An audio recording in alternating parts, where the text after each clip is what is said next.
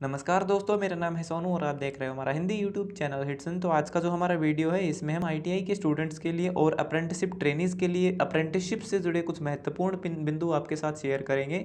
ये बातें इतनी महत्वपूर्ण है कि इनसे संबंधित आपके एग्जाम में प्रश्न भी आते हैं और ये बातें आपको पता भी होनी चाहिए जब भी आप कहीं पर अप्रेंटिसशिप करते हैं।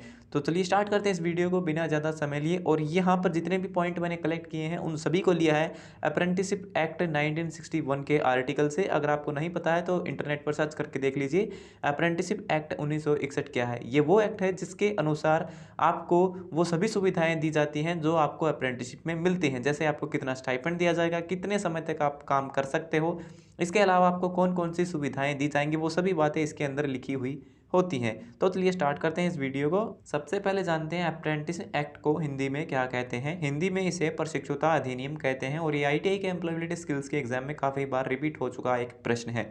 इसका मुख्य उद्देश्य होता है तकनीकी रूप से कुशल लोगों को विभिन्न व्यवसायों में प्रैक्टिकल ट्रेनिंग प्रोवाइड करना।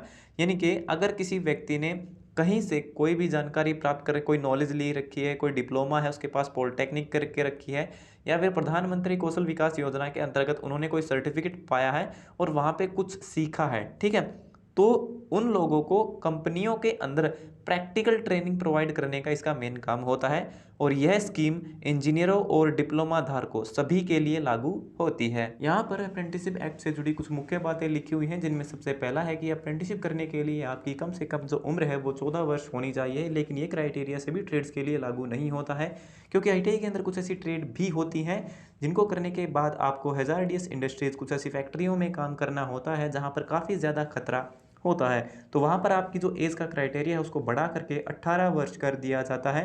यानी कि वहाँ पर अगर आपको अप्रेंटिसशिप करनी है तो आपकी कम से कम आयु 18 वर्ष होनी चाहिए।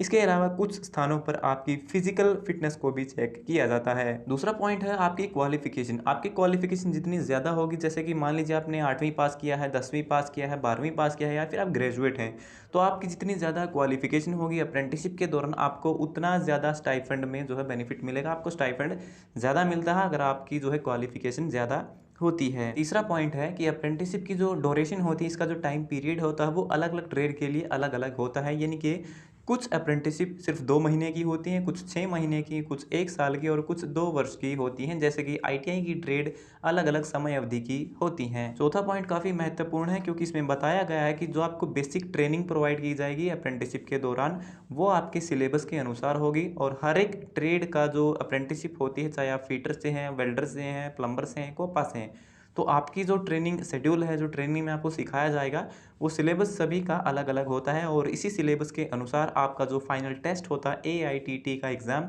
ऑल इंडिया ट्रेड टेस्ट, जिसके बाद आपको नेशनल अप्रेंटिसशिप का सर्टिफिकेट दिया जाता है, वो क्वेश्चन आपके इसी सिलेबस से बनते हैं। इसके बाद आती हैं नंबर ऑफ सीट्स। यानी कि जितनी भी कंपनियां हैं, जितनी भी इंडस्ट्रीज हैं आपके एरिया के अंदर, तो उनके अंदर ये एक नियम लागू किया गया है कि उनके अंदर जितने भी कर्मचारी हैं उसका 2.5 या फिर 10% जो कर्मचारी होंगे वो अप्रेंटिसशिप होने चाहिए। अगर उस कंपनी की स्ट्रेंथ 40 से ज़्यादा है तो ही ये नियम उस कंपनी पर लागू होता है। हमारा नेक्स्ट पॉइंट है कि जब भी कोई कैंडिडेट अप्रेंटिस सक्सेसफुली कंप्लीट कर लेता है तो उसके बाद वह एआईटीटी एग्ज़ाम के लिए एलिजिबल हो जाता है। और यह जो एआईटीटी एग्ज़ाम है, जिसे हम ऑल इंडिया ट्रेड टेस्ट कहते हैं, ये अप्रेंटिसशिप्स के लिए होता है और इसे कंडक्ट करवाता है एनसीवीटी, जिसका मतलब है national council for vocational training. और यह एग्ज़ाम 1 साल में 2 बार करवाया जाता है, अक्टूबर नवंबर के महीने में या फिर अप्रैल और मई के महीने में। तो इन 2 महीनों के दौरान, इन 2 सेशन के दौरान आपका ये एग्ज़ाम होता है। जब आप एआईटीटी का एग्ज़ाम क्लियर कर लेते हो तो उसके बाद आपको एनएसी का सर्टिफिकेट दिया जाता है, जिसे नेशनल अप्रेंटिसशिप सर्टिफिकेट कहते हैं। और इस सर्टिफिकेट को आईटीआई के सर्टिफिकेट से ज़्यादा मान्यता दी जाती है। और जो आईटीआई का सर्टिफिकेट होता है उसे हम एनटीसी यानी कि नेशनल ट्रेड सर्टिफिकेट कहते हैं। इसके अलावा यह जो अप्रेंटिसशिप एक्ट है यह पूरे भारत में लागू किया जाता है। यहाँ पर स्टाइपेंड से संबंधित कुछ महत्वपूर्ण बातें भी लिखी हुई हैं कि सबसे पहला होता है वेजेस क्या है। वेजेस वो स्टाइपेंड होता है जो आपको पे किया जाता है अप्रेंटिसशिप के बदले। यानी कि जब आप अप्रेंटिसशिप करते हो तो उस काम के बदले में आपको जो सैलरी के तौर पर पैसा मिलता है उसे वेजेस भी कहते हैं और स्टाइपेंड भी कहते हैं। इसके अलावा जो दूसरा पॉइंट है वो ये कहता है कि जब भी आप अप्रेंटिसशिप करते हो तो वहाँ पर आपकी काम करने की जो समय अवधि है वो लिमिटेड होती है, यानी कि तय होती है। आप किसी भी संस्थान में, किसी भी फैक्ट्री में, कंपनी में जहाँ पे अप्रेंटिसशिप करते हो, वहाँ पर आपसे 1 हफ्ते में 48 घंटे से अधिक काम नहीं करवाया जा सकता। यानी कि अगर आप हिसाब लगाएँ तो 8 से 48, यानी कि अगर आपको हफ्ते में 6 दिन काम करना है, ठीक है? यानी कि संडे की आपको छुट्टी मिलेगी, तो हफ्ते के जो बाकी 6 दिन हैं, हर रोज़ आपको सिर्फ़ 8 घंटे वहाँ पे काम करना होता है। उससे ज़्यादा आप पर प्रेशर करके काम नहीं करवाया जा सकता है। हमारा नेक्स्ट पॉइंट है कि स्टाइपेंड हमें कैसे मिलता है। स्टाइपेंड की जहाँ तक बात है, तो स्टाइपेंड जो है कैंडिडेट्स को जो है उनके बैंक अकाउंट में ट्रांसफ़र किया जाता है। जब भी आप अप्रेंटिसशिप के लिए जाते हैं, तो वहाँ पर आपसे आपका बैंक अकाउंट नंबर माँगा जाता है, जिसमें आपके पैसे ट्रांसफ़र कर दिए जाते हैं और ये पैसे आपको हर महीने की अगली, मान लीजिए इस महीने आपकी अप्रेंटिसशिप लगी है, तो इस महीने से अगला जो महीना आएगा उसकी 10 तारीख से पहले-पहले आपके बैंक अकाउंट में ट्रांसफ़र कर दिए जाते हैं। इसके अलावा आपके स्टाइपेंड से किसी भी प्रकार की कटौती नहीं की जाती है।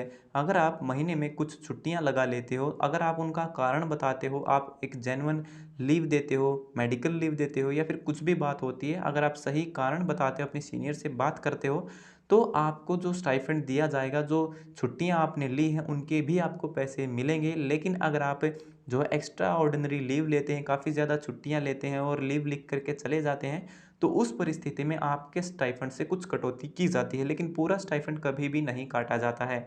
सो ये कुछ पॉइंट्स थे दोस्तों अप्रेंटिसशिप एक्ट से जुड़े। सो वीडियो देखने के लिए धन्यवाद। अगर आपका कोई सवाल है तो आप कमेंट बॉक्स में लिख कर के पूछ सकते हो। तो मिलते हैं हमारी अगली वीडियो में, तब तक के लिए नमस्कार।